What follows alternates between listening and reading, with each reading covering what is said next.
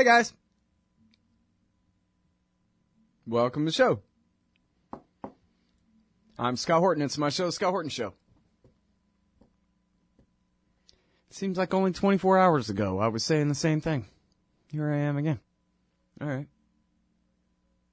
So you may or may not be able to hear, I'm not sure. I have a grackle. I guess that's probably a dove co-hosting the show here. Lots of birds around my house. It's because of the trees, I think. That's where they live, the birds. Sometimes they talk on my radio show. Hope you don't mind. Some people like it. I've got an email saying, I like the birds on your show, man. It's a nice kind of thing. Makes it sound like you're broadcasting from the woods. All right. Rats. All right. Hey, check it out. So yesterday, after the show, I recorded one with our friend Adam Morrow. Remember him? Formerly with IPS News. I guess he isn't doing much journalism these days, except coming on my show, but that's all right. Anyway, so we talked about all kinds of stuff, man. He's living in Cairo, keeping score on the fascist military dictatorship there. And so I'm going to play that interview for you, and I think that you'll like it. Let's see. So Con Hallinan said no. Jim Bamford said no. William Astore said no. That's 3 no's. And that still leaves us with a couple no answers. Hey, guests, say yes, please. Oh, Scott McConnell also said no. He said, I can't do it, man. I just can't do it. I'm sorry. Which brings me to my first subject on the show today. Oh, right after I say this, go to my website, scotthorton.org. Listen to the archives there. There's 3,700 interviews going back to, in the past. And also you can join up the chat room at scotthorton.org/chat. Okay, so I got an email this morning from a longtime friend of the show, Bob. Hey, Bob. And so Bob was saying he's reading Jacob Hellbrun's book, They Knew They Were Right, which I read part of and then put down. I'm so bad. I need to take a whole summer somehow. I need to win the lottery and just... I'm like that guy in the Twilight Zone. Just need some peace and quiet so I can get some time to read. I have so many books to catch up on, especially ones like that I started. There's this one called Genocide in Iraq that was really good, and I only got to page 2. I heard from the guys behind that book the other day, Oh, man, I started to read your book, but then I didn't finish it. Sorry, I suck at that. Anyway, so Jacob Hellbrun, he wrote a book called They Knew They Were Right, and it's all about the neocons. And one thing that happens on this show is somehow I get the mentality that the people who are listening are all like Bob, have been listening for years and know all of this stuff already, when, of course, there are a lot of new people, and then again, people listening for a long time, too. It doesn't mean that they necessarily heard shows where these kinds of things were necessarily tackled in detail. So, who and what are the neocons? That can be answered a lot of ways. My favorite definition, first of all, it's a biographical definition. It's not just an ideological one. Like a neoliberal, that's basically anybody who's a center-left Democrat, right? For that matter, even moderate Republican types. Bill Clintonian, sort of, what he calls free markets and democracy. American-led imperialism, mostly, but with that kind of softer core on it. But that could count for a lot of people. It's just basically anybody who believes in that. The neoconservatism is not the opposite of neoliberalism. It's virtually the same thing as far as policy goes. But really, it's not as much of a ism as it is a biographical designation of a bunch of guys, mostly Jews and Catholics, who were, basically, as Hellbrun writes, I think, and really makes this clear, they were on the outside of the establishment. They weren't allowed in. They didn't have any, real political power where it counts, and so they made their own establishment. They said, you know what, if you Rockefellers have the Council on Foreign Relations, we're just going to create 100 of them. And so that's where we got the Washington Institute for Near East Policy and the Jewish Institute for National Security Affairs and the Project for a New American Century and, of course, neocon takeover at which I don't know, maybe they were always there at the American Enterprise Institute, and then there's the Center for Security Policy, and there's 100 of them. And so they just kind of made their own establishment. And then, as Andrew Coburn puts it, the neoconservative movement really came together as a real solid movement, kind of, in the late 70s, as the cross between the Israel lobby and the military-industrial complex. Because the new right, as they call it, that grew up after World War II, they needed their own eggheads, right? The bankers and the oil men, basically the Morgans and then the Rockefellers, they had the Council on Foreign Relations to come up with all the excuses for their imperialism, basically, right? The rationalizations for what they're doing. Well, Lockheed and Northrop and those guys, the new right that grew up on government money after World War II, they needed their own think tanks to get their own policies through, basically. And so they made this alliance with the neoconservatives. And this is, I think, best illustrated in at your easy access, too. Richard Cummings, in his great article, Lockheed Stock and Two Smoking Barrels, which was originally published in Playboy.com, but you can find it at corpwatch.org, and you can also find it at my site under the Fair Use section there at scotthorton.org. It's by Richard Cummings, and it's about how virtually all of the top neocons in the Bush Jr. administration, especially the first Bush Jr. administration, were all tied to Lockheed one way or the other, either working directly for them as some kind of lobbyist or collecting huge payoffs from them at their think tanks.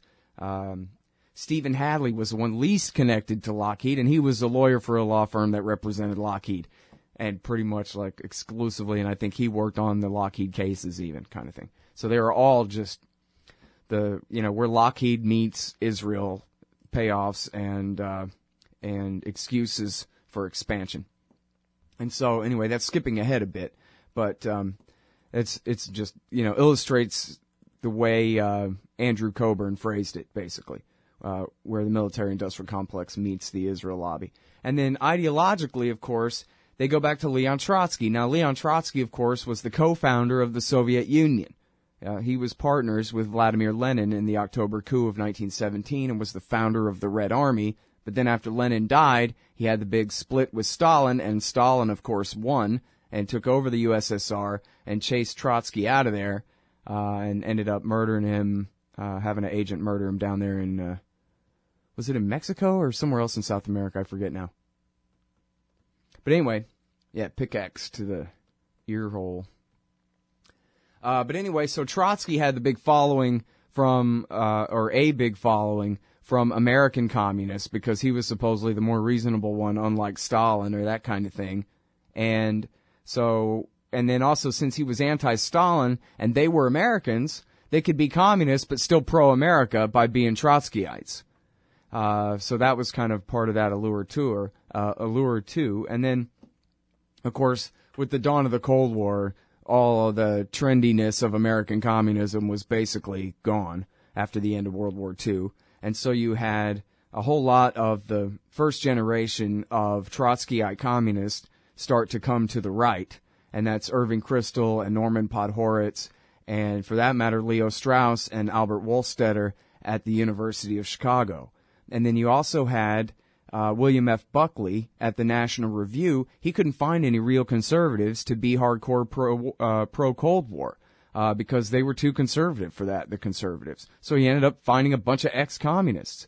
Whittaker Chambers, the guy who famously testified against Alger Hiss, he was one of them. And then Sidney Hook and Frank Burnham and, I used to be better at remembering all these names. All these writers from the National Review. And so the National Review basically became an outpost of these ex-communists turned right-wingers as long as they'd support the Cold War. And so then, that was the first generation of them, and now I got to go to this break. But when we get back, I'll talk a little bit more about the 70s and Scoop Jackson and then Ronald Reagan and then Iraq War II. And the neocons. Ooh, which brings us to current events, too. Jeb Bush. Hey, y'all, Scott Horton here. It's always safe to say that one should keep at least some of your savings in precious metals as a hedge against inflation. And if this economy ever does heat back up and the banks start expanding credit, rising prices could make metals a very profitable bet. Since 1977, Robertson Roberts Brokerage Inc. has been helping people buy and sell gold, silver, platinum, and palladium, and they do it well. They're fast, reliable, and trusted for more than 35 years. And they take Bitcoin. Call Robertson Roberts at 1-800-874-9760 or stop by rrbi.co. Hey, Al Scott Horton here for The Future of Freedom, the monthly journal of the Future Freedom Foundation at fff.org/subscribe. Since 1989, FFF has been pushing an uncompromising moral and economic case for peace, individual liberty, and free markets. Sign up now for The Future Freedom, featuring founder and president Jacob Hornberger, as well as Sheldon Richmond, James Bovard, Anthony Gregory, Wendy McElroy, and many more. It's just $25 a year for the print edition, $15 per year to read it online. That's fff.org/subscribe. And tell them Scott sent you. All right, so yeah, Leo Strauss at the University of Chicago, he was an ex-Trotskyite, and so was Albert Wohlstetter. And they both became the teachers of a great many of the neocons, including Wolfowitz and Pearl and Zalmay Khalilzad and, I don't know. And then, you have the, Justin Raimondo would make a big point about the Shockmanites. There was a Trotskyite named Max Shockman, who then became, and I guess a lot like James Burnham, went from Trotskyite to kind of middle-of-the-road, managerial, technocratic tyranny type of a THX 1138 sort of regime of expertise kind of a guy. And he had his followers too, and they were basically part of the Social Democrats USA, which you can trace Max Boot and Joshua Moravchik and Gene Kirkpatrick and all different parts of the neoconservative movement to that group. And so now in Bob's question that he emailed me this morning, he said, the best I can tell about this, it's a social group basically. Jim Loeb has an article, All in the Neocon Family, and it's actually about Victoria Nuland, Robert Kagan's wife, and how all of these people are related to Gertrude Himmelfarb somehow, whatever. I forget. I think that was Irving Kristol's wife. I get these things confused. But Jim Loeb points out, you could basically fit most of all the neocons at one big Thanksgiving dinner. And it's all basically one big intermarried family of former communists and at least former Democrats. There are exceptions like William Kristol. He was raised to be the spitting image of his father after his father was already, moved to the right and was no longer a communist. So Bill Kristol himself was never a communist to move to the right. He's, as far as I can tell, always been exactly what he is now. But he still gets to be a neocon because he's Irving Kristol's son. And even though he wasn't personally a former commie, he's, of that next generation. And then so you have the neoconservative writers at the National Review and the Weekly Standard and the Washington Post. Oh, I need to go back to Bob. What Bob was saying. It seems like a social clique more than an ideology, right? Libertarians, we have principles. There are things that we believe, and you can define us even if you hate us. You can tell who we are by the things that we're against and this kind of stuff. But he says the neocons, they kind of seem all over the place, or at least, policies or beliefs don't seem to be their organizing factor, right? And, of course, that omits Israel and money. And so that's really their organizing principle more than anything else. And this is illustrated quite well in this article. Oh, man, don't tell me I closed this one out. No, here it is. It's at mondoweiss.net, and it's about this guy, Brahman, and I don't know if he's a neocon or not. He seems to be just a rich right-wing Zionist. And this is about how he's given all this money to Rubio, and so Rubio is as bad as he can possibly be on Israel, that kind of thing. And but the point I wanted to get to is not just his quote, where he says it's so important, this guy puts Israel first, it's so important to keep America as the global power, as an empire, because America must be strong to protect Israel. Right? Not to protect the American people, but to protect Israel. And I don't necessarily think that that's right, that Israel needs America to survive. Maybe under current circumstances with the indefinite occupation and all of that kind of thing. Maybe under their horrible policies. But here's the real point, is that as Phil Weiss, it's his co-author here, I guess, writes, that statement is very reminiscent of the neoconservative founders, Norman Podhoretz and Irving Kristol, saying they left the Democratic Party in the 70s because a weak U.S. military posed a direct threat to Israel. That belief is the neoconservative creed, and it's why they support U.S. wars. Now, that's a little bit oversimplified at the end there, but no, pretty much, yeah. So, obviously, the admirals and the generals, they all like having a world empire and collecting stars on their chests and giant pensions, and the military-industrial complex has their interest. And, of course, the neocons as individuals, again, they're all, look at every single one of them is fat. All of them living high on the hog on think tank money. And no offense, fat people, but I mean, look at the Kagans. These people are, that's not, they just have husky builds. They are gluttons on, what amounts to American taxpayer money, right? Laundered through Lockheed and other like firms. And so that's their interest. And, we're at a point now, of course, skipping ahead again to current day, of ultimate absurdity, where they are pretending that America and Israel are completely aligned. No daylight, as Joe Biden, our vice president, says, when, as they put it, their policy is that in the massive sectarian civil war raging across the Middle East right now, that they prefer the Sunnis to the Shiites. And yes, even if that means the al-Nusra Front, Al-Qaeda in Syria, and or the Islamic State. Because the other guys are backed by Iran. Except Iran isn't really our enemy. All they ever did to us was overthrow our sock puppet fascist dictator that we had ruling their country, which they had every right to do. Now, the hostage thing, that was ugly, but still, that was 40 years ago almost, guys, so get over it. Certainly nothing to fight about. And when it comes to our actual enemies in the region, they're Iran's enemies too. And that doesn't mean that we should ally with Iran against them, but it certainly means that it's absolutely crazy to say that America's interests and Israel's interests are the same when they are, in fact, diametrically opposed. And, in fact, so here's that clip I played yesterday. Here's another example, to the nth degree here, not Syria, but Iran itself, Norman Podhoretz. Oh, if this thing will ever play right when I hit it.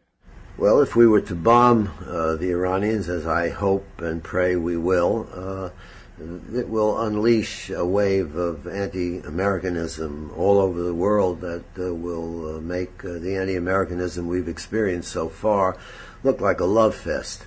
On the other hand, that's a worst-case scenario. Yeah.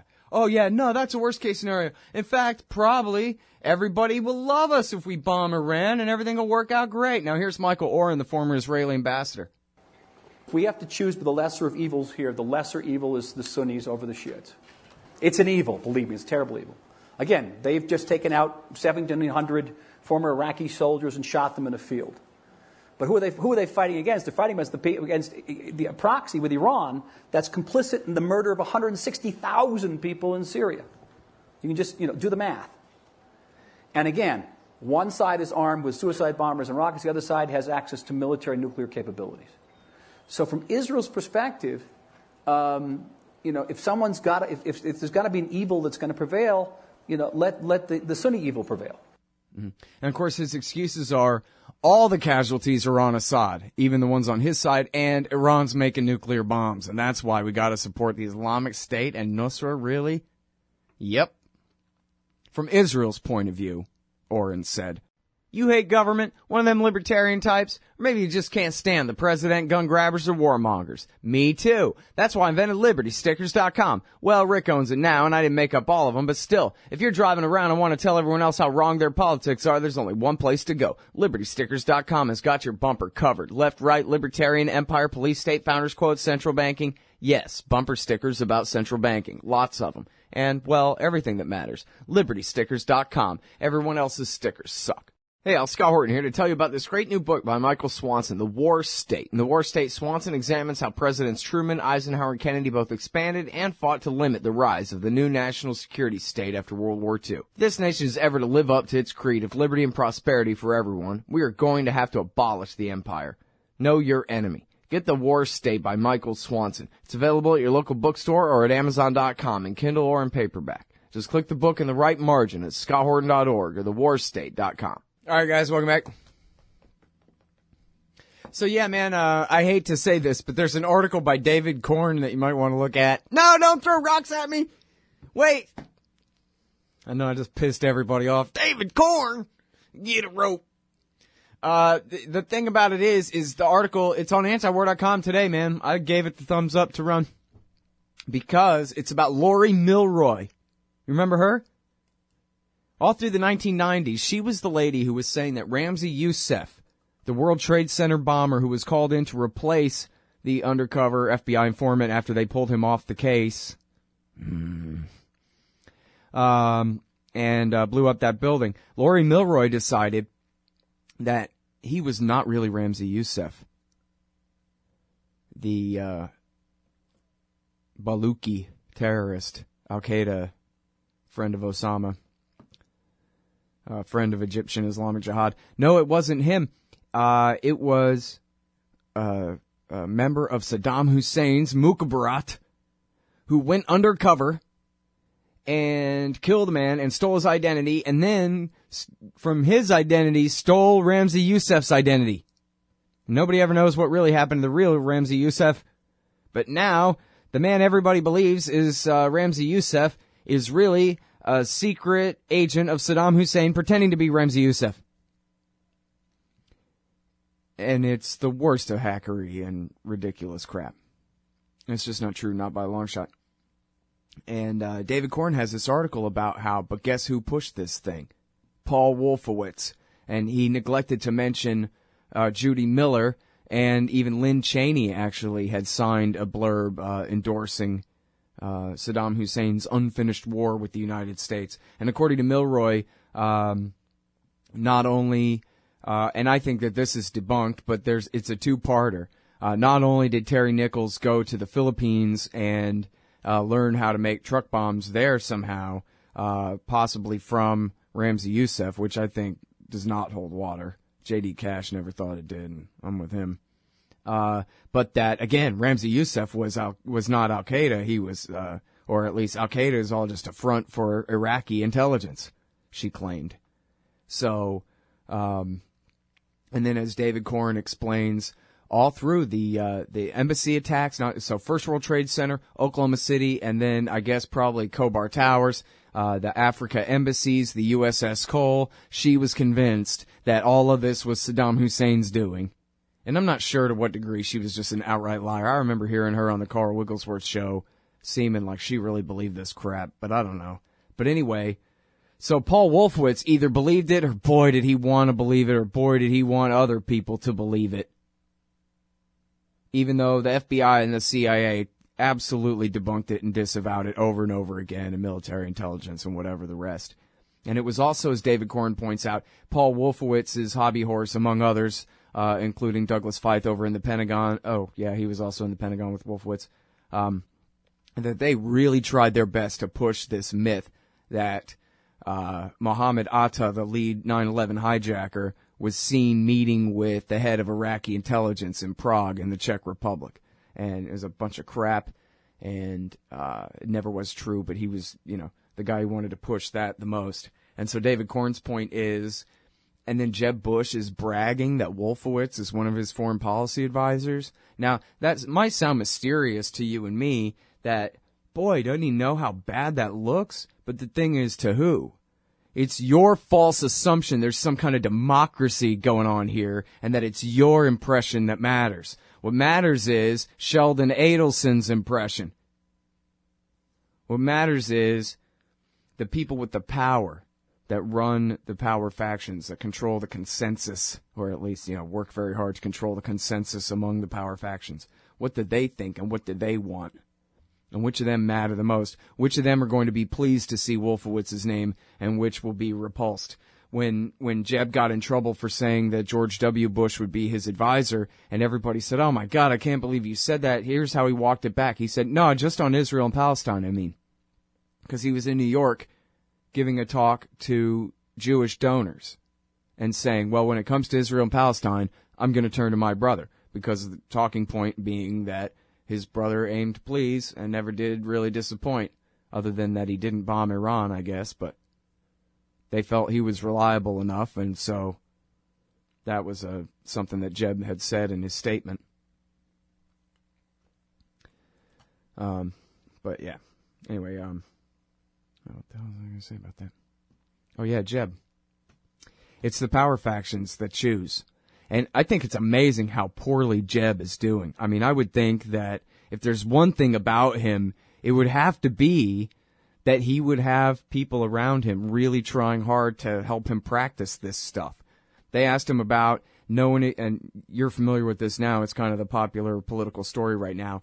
Knowing what we know now, would you still support the war? And he said, oh yeah, he went, and it shows how dim he is, right? He went to his practice talking point that he didn't practice that well. But that's part of the problem of having talking points instead of real knowledge and views is they come out all ham-handed and in the wrong context. So the question was knowing what we know now, and he answered, if I'd been in George's position then, would I have done it too?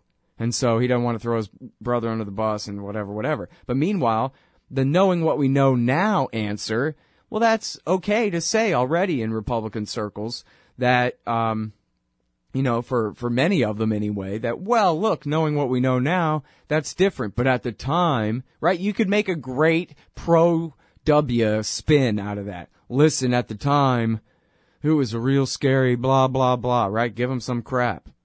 But instead, Jeb completely blew it. And then as someone tweeted me this morning, his blunder on this question has now made it a follow-up for all the rest of the candidates. Rand came out and says, I think it was bad even at the time.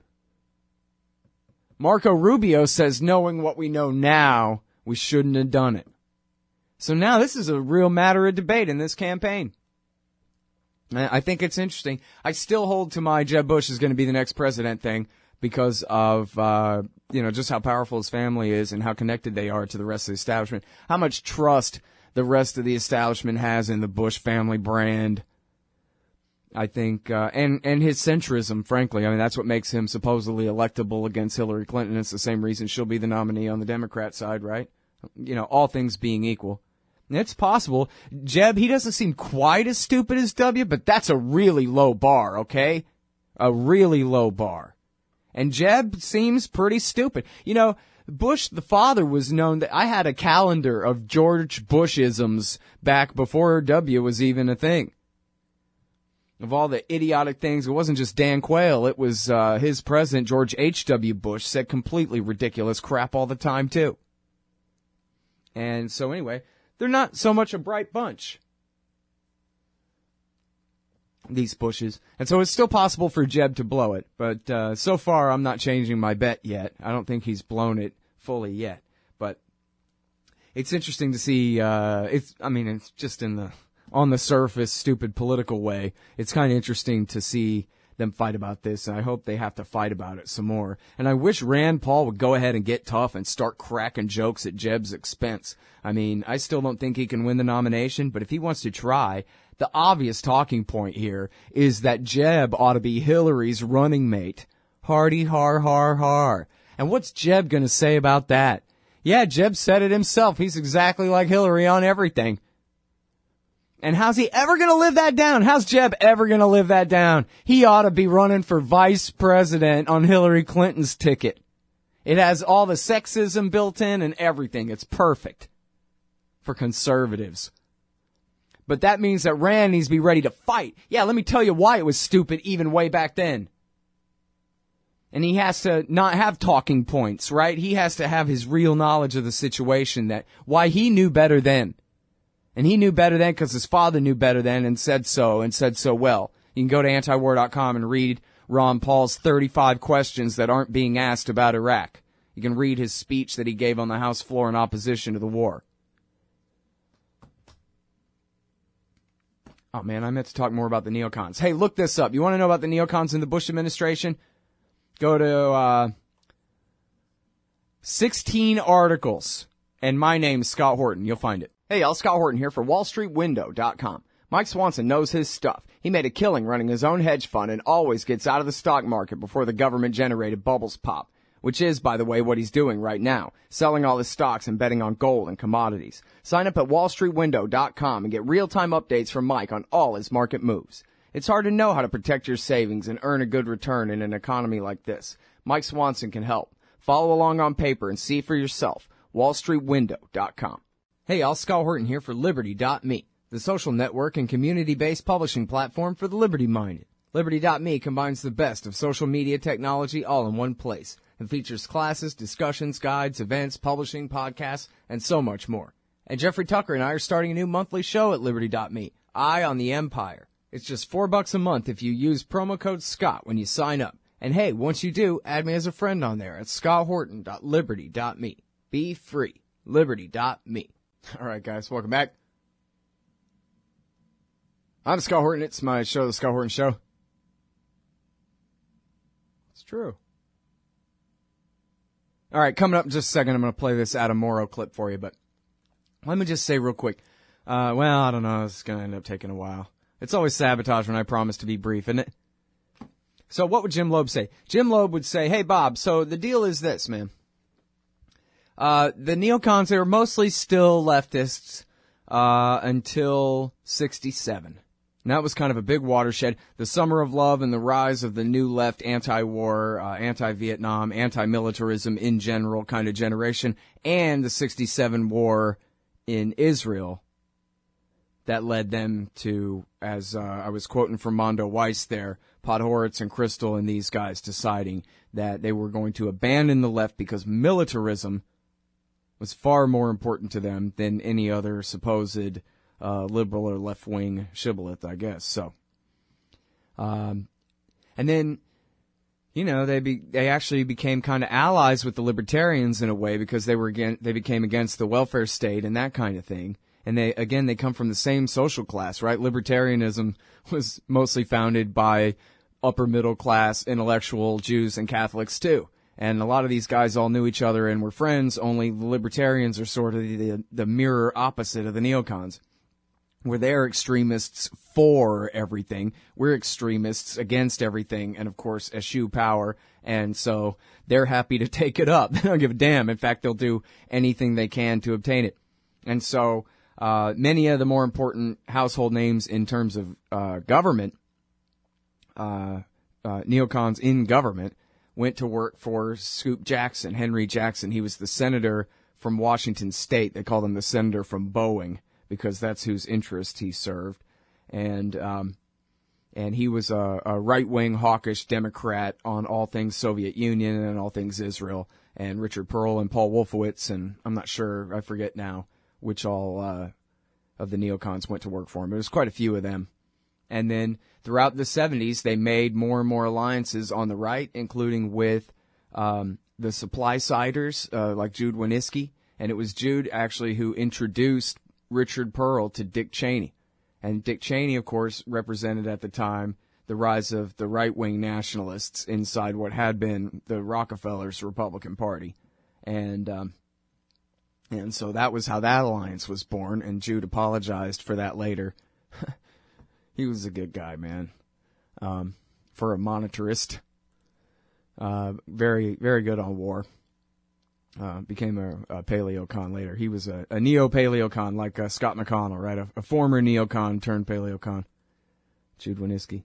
But anyway, so then in the Reagan administration, a bunch of these guys got jobs as the deputy assistant secretary of this and that in the State Department and the Defense Department and on the National Security Council. And that's Elliot Abrams and Wolfowitz and Pearl. And I think Gaffney was never confirmed by the Congress, but he must have done something. He sure does claim that he was the assistant secretary of some crap, although Gordon Prather says he never really was. So there's, I don't know, maybe a dozen or so of these guys have pretty prominent positions, third and fourth tier positions in the Reagan administration. And then George H.W. Bush, and Reagan kept them out of Middle Eastern affairs, right? They were allowed to persecute people in Latin America, but Reagan kept them away from the Middle East, and so did George Bush Sr. And Sr. and his counterparts, Scowcroft and Baker, his national security advisor and bestest friend, Scowcroft, and James Baker, who I believe they're very close personal friends and was also his Secretary of State. They called these guys the crazies in the basement. And they're, for whatever reason, I guess we have to please them and let them into our administration, but they're to only, club little Nicaraguan babies to death or whatever, but they're not to touch Middle East policy. But then comes the Junior administration after the year 2000, and these guys had been, nesting at their project for a new American century, putting out their studies, their letters to Clinton demanding more war, and especially against Iraq, rebuilding America's defenses, claiming America ought to conquer the whole planet and all those kinds of things. Oh, I should mention, Wolfowitz, Libby, and Khalilzad all worked together on the Defense Planning Guidance of 1991 after the first Gulf War, which, basically stated the Wolfowitz Doctrine: we will accept no near-peer competitor, and we will launch preemptive war against any threat that we think might ever become a threat, and this kind of thing. And then, so in the 90s, they sat at their think tanks, and then in the Junior administration, they just came right in. And as David Corn mentions in that article, talks about in that article, after September 11th, Wolfowitz immediately was on the warpath to try to pin the attack on Iraq, or to at least somehow implicate Saddam Hussein in Al-Qaeda, and even had, as Corn writes, I really should have read Corn's book with Isikoff. There's some pretty good little factoids in there, apparently, that Wolfowitz actually gave the DIA a copy of Milroy's book and said, I want you guys to review this thing and check it out. And they just said, no, sorry, boss, this does not hold up. But no matter. Obsessed with getting Iraq because that was what the Likud party in Israel wanted. And they went for it. And so you had the Cheney network. You had Cheney and Rumsfeld were the best friends in the right-wing I guess best friends again. They had a cooling off, according to Andrew Coburn's book, Rumsfeld. But they became buddies again, and then they were the bosses. And then under them, in the vice president's office, you had John Hanna and Harold Rode and David Addington. I don't think David Addington, he may not have been an ex-communist. Almost all of these guys are ex-lefties of one kind or another. Addington, however, I think might have been just a long-time kind of right-wing royalist type. But then David Wurmser, who later moved to the vice president's office, he was with John Bolton at the State Department. Now, Bolton is another one of these guys. And Wurmser, I think, may have been trained by ex-communists rather than being an ex-communist himself. I think he was one of the Leo Strauss guys at the University of Chicago. Anyway, their job, Bolton was a lifelong Goldwater Republican, right-wing nationalist, not a neocon, but just best friends with all those guys. And so their job in the State Department was keeping a leash on Colin Powell and his buddy Dick Armitage. And then at the Defense Department, you had Richard Pearl on the Defense Policy Board, along with Newt Gingrich, who, I don't know if he was ever a left-winger, I don't think, but very close to these AEI guys. And I think James Woolsey was even on the Defense Policy Board. And then you had Wolfowitz, the Deputy Secretary of Defense, and then Douglas Feith, the Deputy Secretary of Defense for Policy. And then under Douglas Feith, you had Elliot Abrams and Abram Shulsky and Michael Rubin and Michael Ledeen and let's see, Bill Ludi, although he was a former military officer and I think not an ex-communist himself, just a fellow traveler. And I'm sorry because I know I'm leaving names out of the Office of Special Plans crew, but these were the guys. Oh, Michael Maloof, he joined with Feith to create what was called the Counterterrorism Policy Evaluation Group. And before you go to sleep, that means they were in charge of coming up with pretending that Osama and Saddam were best buddies and pushing that myth in the lead up to the war.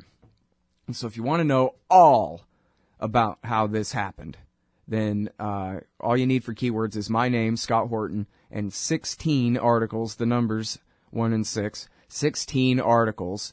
And it's Dan Sanchez put this together from just some tweets that I put out on the anniversary, and it's actually 18 or 19 by the time you get to the end of it.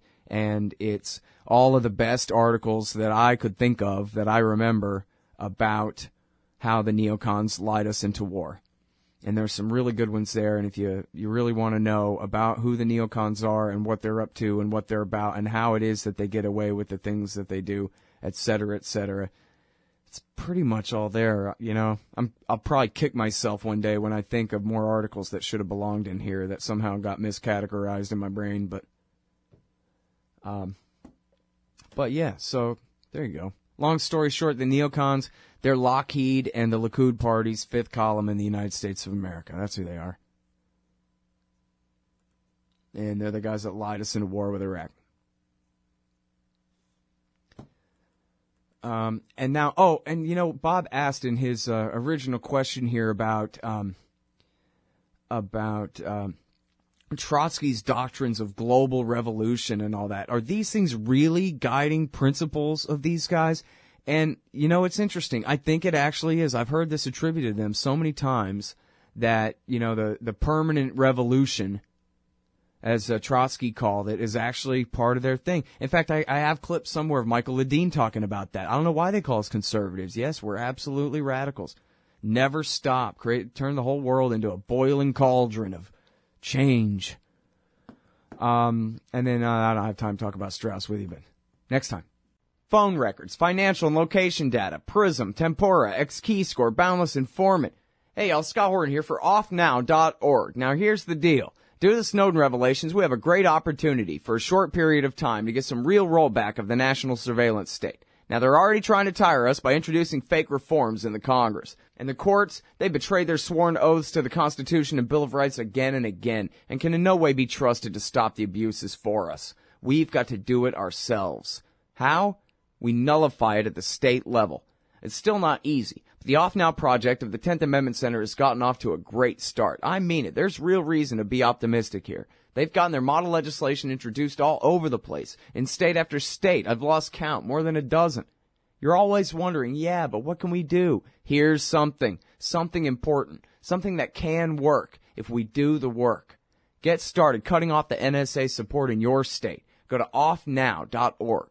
Don't you get sick of the Israel lobby trying to get us into more war in the Middle East?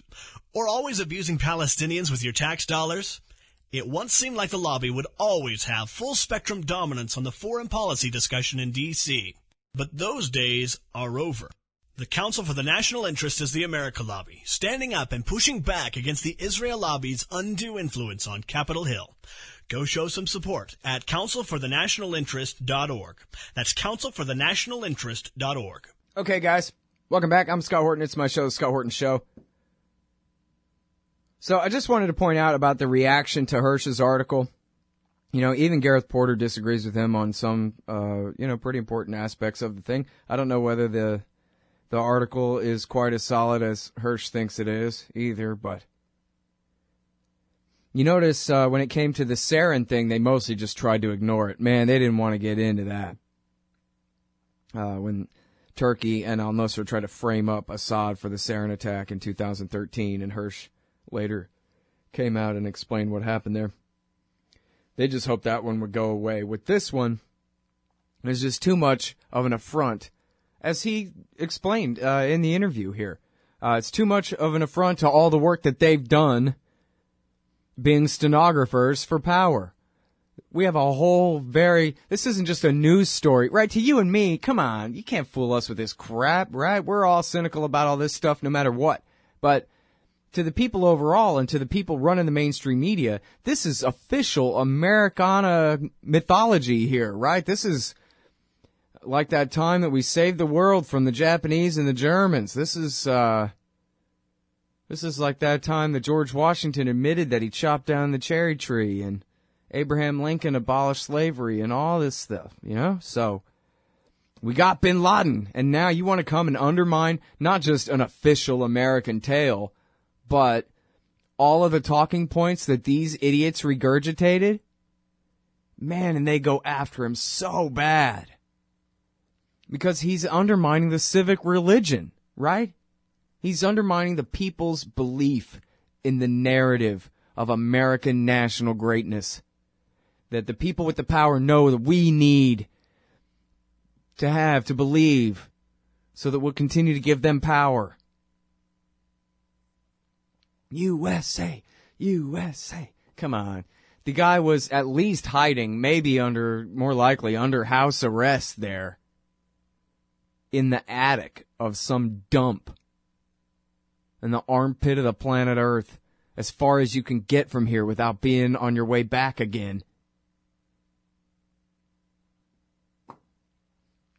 But, boy, we need our idols. And somebody like Hirsch comes and knocks down stories, levels of myth on the order of what they did with the killing of bin Laden there. Boy, do they flip out. And by the way, did you guys see the thing in Slate? It's so funny, dude. You gotta read this thing. It's, okay, so the guys at Slate, they ran all this stuff, very hacky criticisms of Hirsch in this article, I thought. And then here they did an interview with him. And the title is, "I'm Not Backing Off Anything I Said." An interview with Seymour Hirsch. And it's just great, dude. You just love it. Trust me, man. Go and read this thing. You'll laugh your ass off. I like Cy Hirsch, man. First of all, his denouncers, denunciers, they all, whatever, I made that up, I think. They all say, well, he got My Lai and Abu Ghraib right, but other than that, yeah, I'm not so sure about that. I think he did a lot of really great stuff, including on Israel's Samson option, where they have threatened to nuke Rome and Paris and London and even D.C., Berlin, if the Western allies ever forsake them. Wow. I'm pretty sure that's a thing, dude. And then also, they're our best allies in the Middle East. A Western democracy, just like us. We love them. They love us. And then also, look at everything he did in the Bush years. In fact, two of the first ones on my list of the 16 are the stovepipe and selective intelligence, about how the neocons lied us into war. They call themselves, self-mockingly, the cabal. And they're liars. The neocons. He's done a hell of a lot of great work. I like the guy, and so when he's cranky and he's screaming at the Slate guy, I'm on Hirsch's side. I think he's great. I think he's hilarious. Anyway, the whole point is, never even mind if whatever his senior intelligence official and other sources have said, whether they're spinning him and he got this one wrong or not. I don't know to what degree. I think it's very clear now that there definitely was a walk-in, not a courier, and that they spun that whole thing, which means they sure as hell were spinning your ass when they were saying torture led to the courier, when the courier was a figment of their propaganda and then your imagination. Maybe. I'm not accusing you particularly, but you know what I mean. Everyone on the right repeated that mantra like the mainstream media. It's that confirmation bias. People love it. But anyway, whether in all the details or not, whether he got it right in all the details or not, to see them go after their better like this, all the media people is, to me, it's hilarious. And to read his argument with this kook, whoever this guy is, in Slate is, to me, the height of hilarity. I won't lie and say I was wiping tears from my eyes or anything like that, but it was pretty damn funny. Yeah, man. I liked it. All right, so yes, of course, I did blow this whole segment, but then, so for the rest of the show, coming up is going to be a great interview with Adam Morrow about America and Israel's sock puppet military dictatorship in Egypt. And I think you might want to listen to it. Oh, by the way, I guess I should end this segment just catching you up here a little bit on some things about, I didn't even realize this until a Jacob Sullum article. U.S. right to use cell phone location data in Florida case. Yeah, this is huge.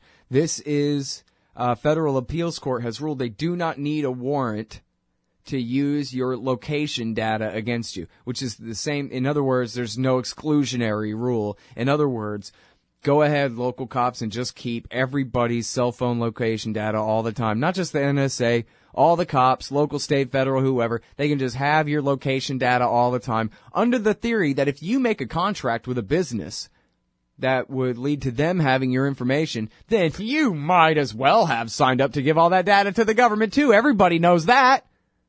Now, they never prove that. It doesn't make any sense on the face of it. The third-party doctrine. It's just made-up totalitarian nonsense. Well, is the phone company an agency of the government, or isn't it? Ah, that's how they get you. See, you live in a fascist state. It's a participatory fascism, as Robert Higgs says.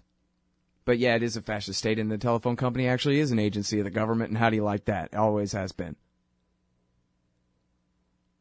Anyway, third-party doctrine. In other words, every business on the planet is deputized by the U.S. government to collect information for them, and they don't need a warrant for any of it. For any business record on any individual. Not the business's record of them doing business with other businesses. Not even the record of whether you paid your bill on time, their business with their consumer, but who did the consumer call? Right? Who did they use their ISP to whose site, whose server did they surf? Because, hey, if you're doing it and it's a thing, then that automatically has no privacy to go with it. Why would you ever think that it does? No expectation of privacy, they claim. Anyway, they passed in the House, they passed the USA Freedom Act as well, which basically, I guess the amendments to it, or however it's written, it reauthorizes Section 215 of the Patriot Act for continued abuse. And yes, abuse, because as a federal appeals court ruled last week, and obviously correctly, there's just no real argument about it, the government's formerly secret, thank you, Edward Snowden, interpretation of Section 215 of the Patriot Act is moot and illegal because it contradicts the Fourth Amendment to the U.S. Constitution, which is the ultimately superior law in this case. And to say that all records may at some point be relevant to an investigation, and therefore the government has a right to all records, is absolutely crazy, they ruled. And so, don't you love the U.S. Congress? 1 week after the court says hell no, the Congress, at least the House, they reauthorize what the court said is patently unconstitutional, against the Bill of Rights, a violation of your rights. So you're a libertarian, and you don't believe the propaganda about government awesomeness you were subjected to in 4th grade. You want real history and economics. Well, learn in your car from professors you can trust with Tom Woods' Liberty Classroom. And if you join through the Liberty Classroom link at scotthorton.org, we'll make a donation to support The Scott Horton Show. Liberty Classroom, the history and economics they didn't teach you. All right, y'all, introducing Adam Morrow, friend of the show, living in Cairo, Egypt, and he's a journalist, at least some of the time, and has, at least in the past, written a lot for Interpress Service. And ever since the Arab Spring broke out at the beginning of 2011, he's really been my go-to guy above all others when it comes to what the hell is going on over in the American territory of Egypt these days. So welcome back to the show, Adam. Good to have you on. Thank you. Good to be back. Good. Very happy to have you here. So, first of all, I wanted to talk about this story in the Daily Beast. I'm not sure if you've seen this piece, but I know you're familiar with the topic here. Secret tapes of the 2013 Egypt coup, of the coup plot, pose a problem for Obama, is the headline here at the Daily Beast. And, you know, of course, this is about the American politics of it, where they're trying to pretend this is not a coup, right? Our Secretary of State, in 2013, when the military overthrew the elected government there, the post-Arab Spring government, he said, well, this is the restoration of democracy. And that's their loophole, is that they're just pretending that black is white, basically. And yet, these leaked tapes, you know, make that pretense pretty hard to keep up, I guess, is the basis of this. But I was just hoping, you know, first of all, you could just tell us as much as you could about the tapes. Who leaked them? Do you know? What all is in them and what all it means for Egyptian politics? Sure. The implications on the U.S. scene, I'm not really following too closely, but I can tell you from the Egyptian side that these leaks have been coming out every couple of weeks for the past couple of months. It started shortly after the coup, but they've sort of picked up in sort of intensity of their content, and they're usually published or they're usually introduced by either Gezira, the Qatari-owned news network, or pro-Brotherhood satellite television stations that have sort of cropped up in the wake of the 2013 coup that broadcast mainly from Turkey. But one of the big questions is the content varies. First of all, the content varies. I mean, there's different stuff that implicates the judicial system. There was one several months ago in which you had different military officials sort of talking about how they were going to fix something or spin some lie in order to justify. If you remember, Mohamed Morsi, who was the democratically elected president, who was imprisoned after the 2013 coup, the tape revealed how the judiciary figures were playing around with terms and that sort of thing, and basically trying to cover up the fact that the man was being illegally imprisoned, that there was no justification for his imprisonment, but that he was being held anyway. That was one of them. There have been other recent ones in which Egyptian officials, including Sisi himself, I believe, are sort of talking in sort of derisive terms about the Gulf rulers and how money should be forthcoming to Egypt, how desperately they needed Gulf money to basically fund the country's faltering economy. And they speak very sort of derisively about the Gulf rulers, to the point where I think Sisi actually issued an official apology to Qatar because he was taped insulting the Qatari emir's mother, which, as you can imagine, in the Arab world is a big deal.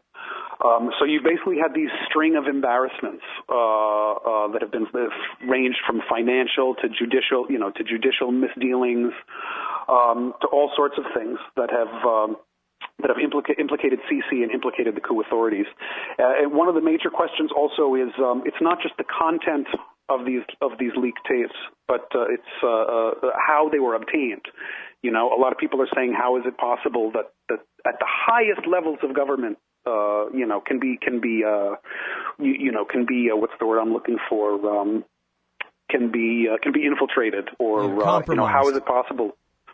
Yeah, go ahead. Compromised is the word you're looking for. Compromised is the word I'm looking for, exactly. Yeah, and again, at the highest levels of government. I mean, we're talking about personal conversations that the president himself is having with the top brass. So that's one of the big questions. Is just it sort of points to incompetence. Right. Yeah. So tons of scandals in here. I think it's notable. I can't help but point out the detail of the one where they, as they put it in this Daily Beast article, they held Morsi in the wrong jail after the coup d'etat and the kidnapping. If only they had taken him to a civilian jail, they could get away with that. But now here they are caught on tape saying, no, you idiot, you shouldn't have taken him to a military jail because that's illegal.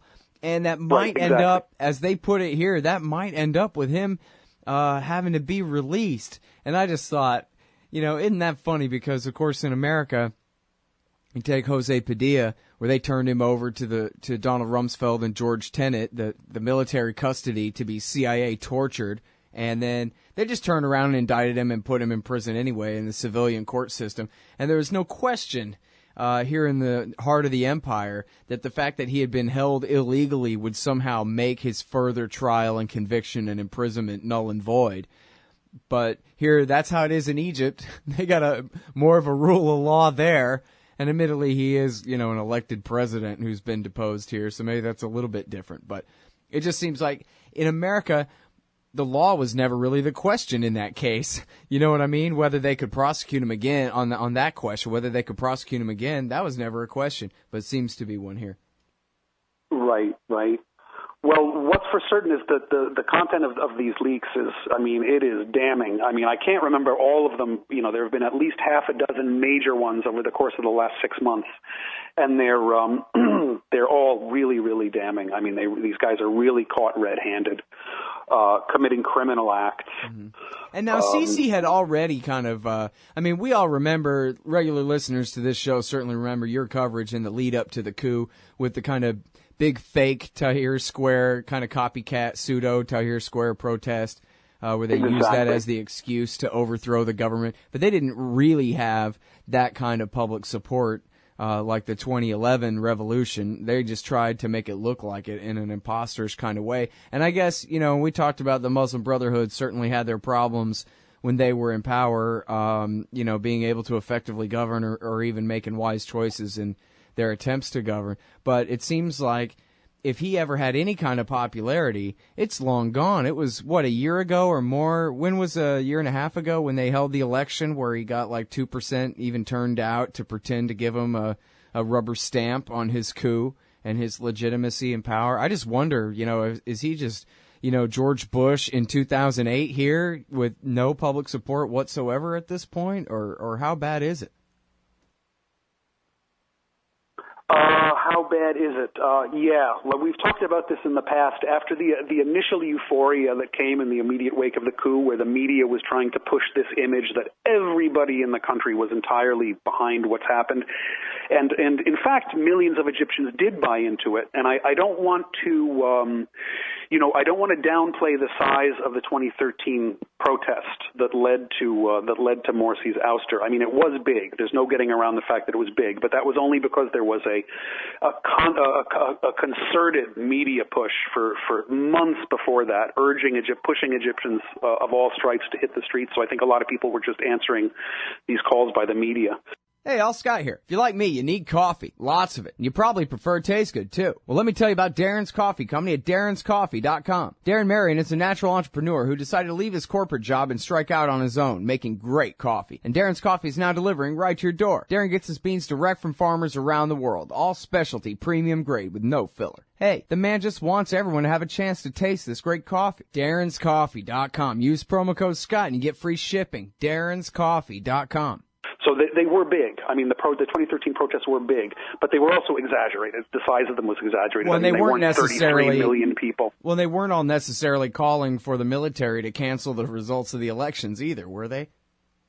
They were calling for what initially started as calls for a re-election, which was ludicrous because the guy had only been in power for 1 year, so they were what initially started as calls for a simple re-election quickly became demands for Morsi's ouster. I mean, as the hysteria heightened in the days leading up to the protest and the eventual coup. But that's a good point. I mean, a lot of sort of liberal people out there who joined the protests weren't expecting the military to step in. People were sort of expecting Morsi would be forced to step down and that fresh democratic elections would be held. They didn't think the military was going to come in and just, lock everything down for the next several months and then have a pro forma election in which Sisi would win 97% of the vote. So that did come as a surprise to everybody, or at least to the sort of more idealistic people that might have joined the protests. As for waning popularity, that initial euphoria is long gone. I mean, I would say 6 months ago. 6 months ago, it was long gone, because basically we have Egypt is suffering from the same pressures. It's facing the exact same pressures that it suffered that led people to hit the streets in early 2011. When the Arab Spring began. Poverty remains the same, the rampant unemployment, the lack of development, poor infrastructure. So you've got all these economic motivations that are still there. Nothing has been solved. So those pressures still exist. His popularity is definitely sunk, and basically now it's down to sort of a small core of supporters, but a lot of that, floating middle You know, a lot of that big silent majority has probably gone from initial support based on media to disillusionment and the realization that actually, nothing is going to change. And I think he's come out recently saying things like, Egypt needs at least another 10 years before change can be felt, and that sort of thing. So people are sort of realizing that it was kind of a hoax, that it was kind of a trick, and that Egypt just finds itself in exactly the same situation that it was before the initial popular uprising in January 2011. Mm-hmm. Yeah, it sounds like that small core of support is the officer corps, and that's really what counts, right? Yeah, officer corps and their families and their circle, possibly. Yeah. I mean, but again, also you don't forget, you also have the media pumping out a steady diet of pro-government propaganda, and unfortunately, people from outside looking at that, or maybe the more sophisticated viewers watch that and they laugh at this silly government propaganda. But what people have to realize is that there are tens of millions of simple Egyptian folk living down the Nile Valley, farmers and things like this, who buy into this stuff. This is their only source of information in many cases. So there are tens of millions of Egyptians out there who see this stuff and buy into it. Believe that Egypt is under attack by terrorists, and what Sisi did was basically rescue the country from the clutches of an evil Muslim Brotherhood that was bent on dominating everything and would refuse to relinquish power even if it lost elections in the future. And so a lot of people have bought into this stuff, unfortunately. But that being said, the lack of change is making people realize that they're still in the exact same situation that they were 3 years ago. Whether or not that will translate into any kind of popular movement remains to be seen, though, because the level of repression now is so tremendous. It's like what happened in January of 2011 really gave the regime here, or the deep state, what's popularly referred to as the deep state, really gave them the shock of their lives. That really caught them by surprise, caught them with their pants down, and I think it really gave them like a psychological complex, to the point where at this point they don't even want to see people. They don't want to see crowds of people under any circumstances. They don't what want to about see the crowds psychology of the masses, though? I mean, don't they have such a taste of power? And wow, it turns out they really could have overthrown Mubarak all along. All they needed was the right spark to go out in the street and demand it, and he was done. Took him, 2 weeks? So how can they go back to the bad old days after that kind of victory? Because they're afraid of live ammunition, that'll do it. I mean, back for most of the 18 days, or for much of the 18 days, and certainly for a lot of the things that followed the revolution, a lot of the clashes and things like that followed the revolution, security forces mainly relied on tear gas and birdshot, and only would resort to live ammunition, or heavy ammunition as sort of like a last sort of resort sort of thing. Whereas nowadays, after the coup, I mean, they just that just starts with the live fire right off the bat. Forget about the tear gas, forget about the birdshot. I mean, they're just shooting to kill from the get-go. So I mean, because again, they are looking to completely cow the public. You know what I'm saying? I mean, they're taking no prisoners. They are making sure that what happened in early 2011 never, ever, ever happens again. Like, for example, I walk through Tahrir Square every day, and it's been converted largely to a parking lot. They've built sort of parking lots and things like that, and I suspect they're changing the geography of the square, even to ensure that what happened in early 2011 can't be repeated. Yeah. Well, and of course, we all remember, it shouldn't go without saying, though, that when they did the coup and they first came to power and arrested Morsi, that they murdered approximately 1,000 people in the streets of Cairo right then and there in the first few days, right? They killed 1,000 people, just to deliver the message the Senate would not be tolerated. Yeah, so now you might remember, I'm sure you do, that in the beginning, I'm going to say January or February would be my guess, of 2013, Phil Giraldi, a friend of the show, sponsor of the show, former CIA officer, he came on and said that his former and current and retired, and you know how they are, those CIA guys, his buddies were telling him that they knew that the Saudis were bankrolling rent-a-mobs in Cairo to try to agitate against the Muslim Brotherhood and soften the place up for the coup. And we had discussed that, and you were never in a position to confirm the Saudi involvement there. That was Phil's story, but it does raise the question, and it seems like it's pretty openly talked about nowadays, Adam, that the Saudis are very much in with the Sisi regime and very much hated the Muslim Brotherhood and wanted to get rid of them. Even though we see, as you mentioned, Qatar, they support the Muslim Brotherhood, and they're behind all these leaks, the publication of all these leaks there through Al Jazeera. You have the opposite stance by the Saudis. Is that it? Yeah. Saudi is definitely leading the pack, along with its friends, the United Arab Emirates and Kuwait are definitely the main bankrollers and chief supporters of Sisi and the coup. So with that in mind, given everything that's happened subsequently, it makes perfect sense that they would have had people here on the ground actively bankrolling and organizing what would later turn into the June 30th demonstration that would culminate in Morsi's ouster. That makes perfect sense. And then if you look at Saudi now, how insanely activist it's become on foreign policy issues. I mean, just in the last 2 years alone, how it's gone after the Assad regime and funding all of these these heavily armed so-called Islamist groups that are in opposition to Assad. If you look at the events in Yemen, the latest events in Yemen, and what Saudi is doing there, actually putting together an international air coalition to attack Yemen targets. They're talking about sending ground troops and things like this. I mean, Saudi has suddenly become an enormous player. And I think the idea is, I'm sure you've talked about this with other people, the idea is that, they feel that they've been let down by the United States because the U.S. is cutting a deal with Iran. So now they feel like, okay, we can't rely on the U.S. to protect the region. So now we have to sort of take things into hand ourselves and, do things ourselves. Back in a sec, y'all.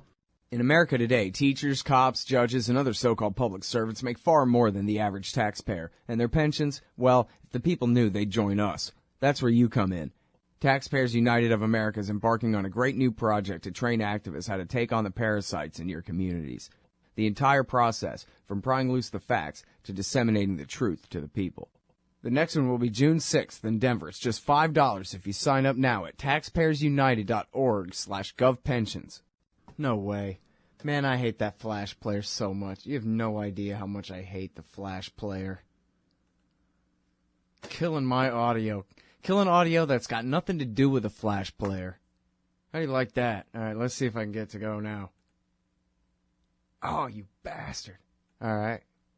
It's all right. I'll just queue it up to 18 minutes. On the restart, it'll be fine. It's going to work. That's my plan, is for it to work. Let's see here. Where's this thing? Well, it was the Adam Morrow interview, and then apparently Flash and Chrome, these guys can't email back and forth with each other to make sure that the dang plug-in works with the stupid browser, huh, guys? And then you got to kill all my audio from all the rest of any other thing that I have going on this computer, huh? Is that it? Is that how you do your business? All right, let's see. 18 minutes, somewhere right around here. Let's try it. It's going to work.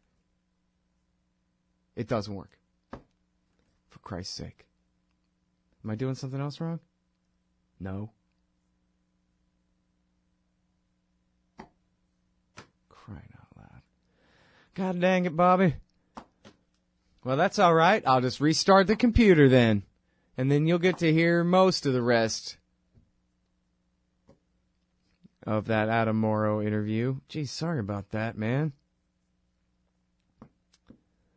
These things that happen, they do happen. Especially on live radio. It's no big deal. Anyway.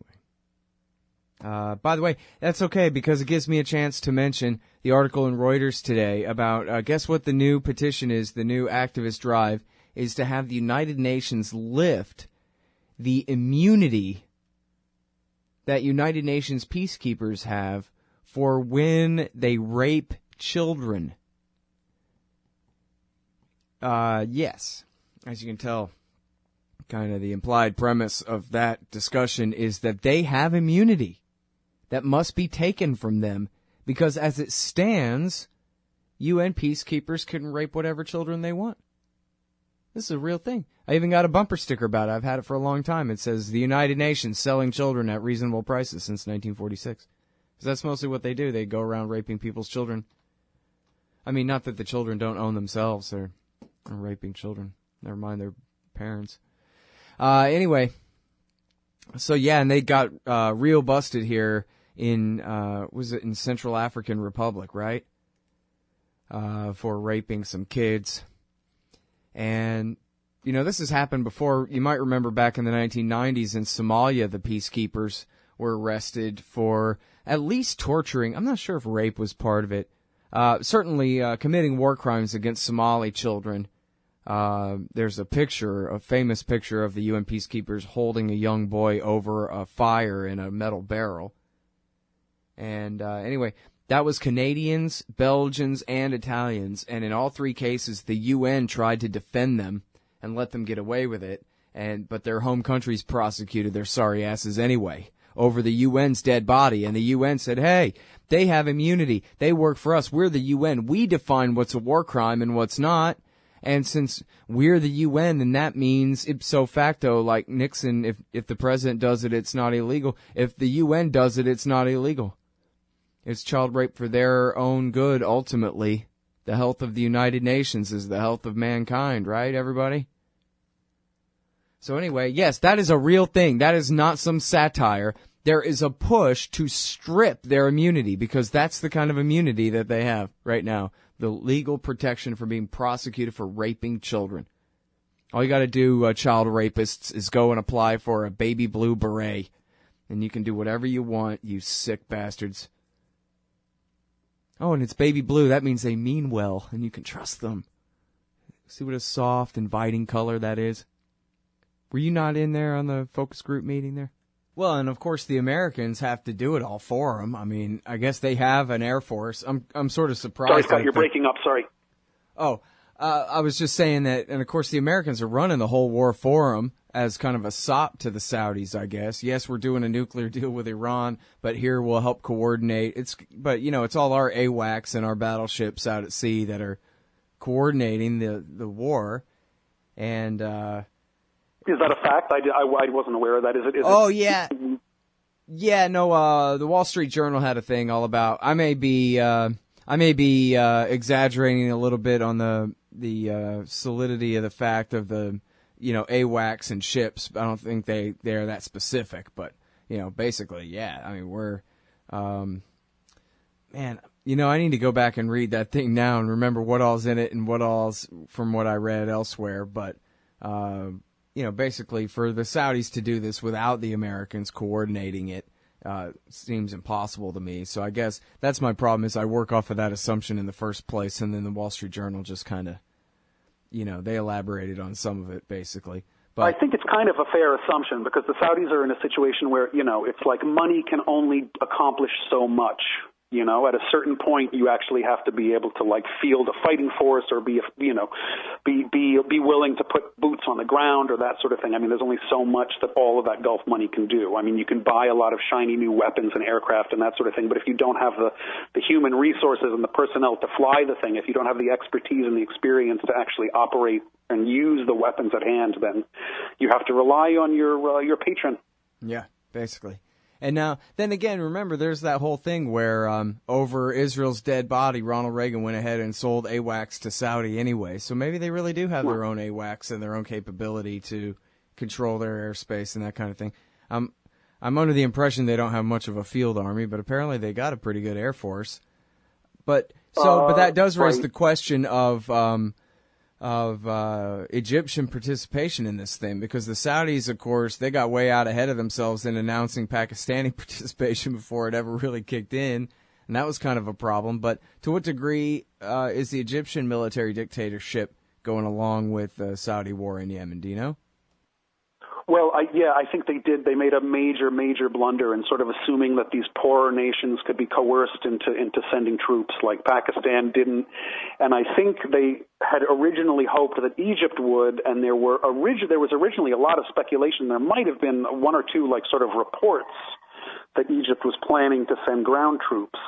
And those might have been test balloons where they just sort of put that out there just to test public reaction. And I think it was decided that that sort of move, sending, basically overthrowing the elected government and then sending Egyptian boys over to Yemen to get killed by Houthi militiamen. I think that they realized that would have been political suicide, and it's like there's no way this is going to play. Like we were talking about before, Sisi is already struggling with a popularity problem. And to throw that into the mix as well would have been devastating. So I think they came up with some kind of face-saving device. But at the end of the day, I mean, the Egyptian contribution to the whole Yemen campaign is limited, and there hasn't been any more talk of sending Egyptian ground troops. And there's also the idea that Egypt has a history with Yemen in the 1960s, where they I think thousands of Egyptians were killed in the Yemen conflict during the 1960s. Mm-hmm. So Egypt already has its own. In fact, I think it's referred to as Egypt's Vietnam. So Egypt already has this sort of complex about Yemen. So I think they just realized that it would just be totally politically unviable given the current circumstances. So they've scaled that back. You don't hear any more talk about Egyptians being deployed in Yemen. Mm-hmm. And by the way, just real quick, I Googled it, and the article that I was referring to, not that I had time to go back and reread it just now, but the article is called U.S. Widens Role in Saudi-Led Campaign Against Houthis in Yemen. But then what's funny is when I Googled it, just a little bit above in the search results is in strategic shift, U.S. draws closer to Yemeni rebels. And this is from January 29th. And it begins, U.S. has formed ties with the Houthi rebels who seized control of the capital. And so here we are working with them because, hey, at least they're against Al-Qaeda, right? And whatever. And this is just from January 29th, 2015, it says. So now here we are a few months later. And after backing Saleh and backing Hadi and backing the Houthis, now we're backing the Saudi war for Al-Qaeda and against the Houthis there. Right. I'll tell you, any kind of analysis of Middle Eastern issues at this point has become so convoluted and difficult because of everything that's happened post Arab Spring, because of the total chaos. All right, y'all. So that was the Adam Morrow interview recorded yesterday. You'll be able to hear the whole thing. There's another 10 minutes of it or something like that. I don't know. Yeah, almost 10 minutes worth. So check that out at ScottHorton.org. It'll be up there tonight. Thanks, y'all, for listening. I'll see you tomorrow. Appreciate it. ScottHorton.org.